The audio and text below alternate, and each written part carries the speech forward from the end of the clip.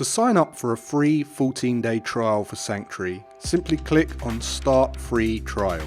You'll be taken to a new account form where you just need to type in your company name, your first and last name, your domain of your choosing, which could just be your company or your program, fill in your email address and choose a password, confirm the password and click register. Sanctuary will take a few moments to build your site. This shouldn't take more than a minute. The next step is to select a payment plan to suit you should you wish to continue after the no risk, no contract, hassle-free trial. So click on the drop down, select your preferred plan and hit continue. We should note at this point that this can be changed later on, and this is a 14-day free trial with no risk, no contracts, which you can cancel at any time during the trial without being charged.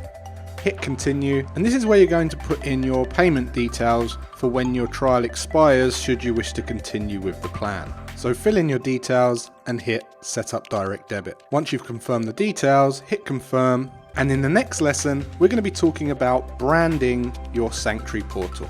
So I'll see you then.